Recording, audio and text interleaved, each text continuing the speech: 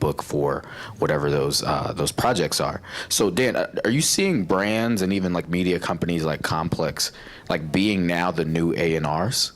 And in that, you know, because if you look at the new landscape of media and the new landscape of music, you know, it's not like, hey, here's my demo, let me know if you like it. It's not sitting outside of a radio station anymore trying to get some spins of your record. Now it's, you know, it's companies like The Fader, it's companies like Complex, it's Rolling Stone, it's a bunch of different outlets that are really publishing and kind of putting people on to the artists. So our brands and our media agencies now like serving as an A&R of sorts? What do you think?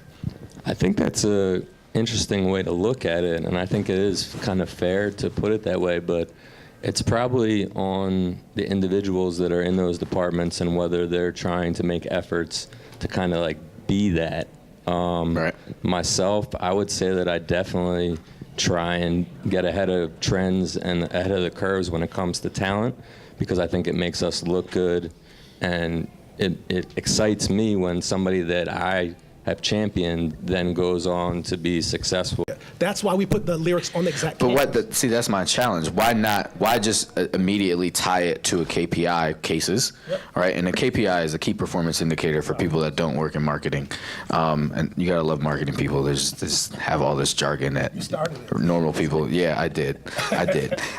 So, you know, why look at cases immediately versus cases down the road? You know what I mean? So if you have great engagement, right? If you're doing something that's dope, ultimately, if you're communicating with somebody, then they're ultimately going to buy your product versus saying like, hey, here's a Sprite can, Nas's lyrics, buy it, please. Yep. Buy it, no? So I'll tell you a couple things. One is I get it.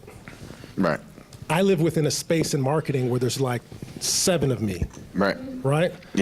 Small 7. And when you get up to the senior leaderships at companies, they don't get in this space. They don't. Right? So the easiest way to get selling a longer term strategy is to find a way to sell to tie it to cases. That doesn't mean you can't immediately tie it to cases? Oh yeah.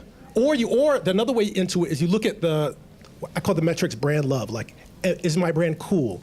Companies, they don't necessarily need that, you know, constant alignment. But then to that point, if you don't need that constant alignment, then, you know, I'll give an example. If you don't need that constant alignment, you're always competing versus being a thought leader or being a leader, right? You're being a follower.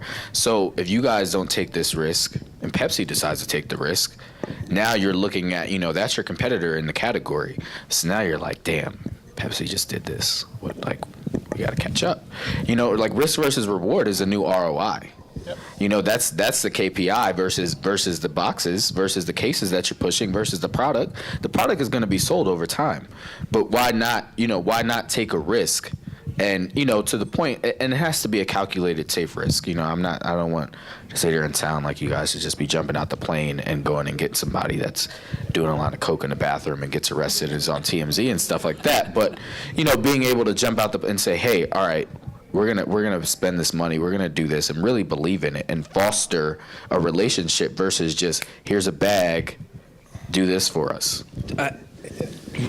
Go first. Well, I'll make it quick.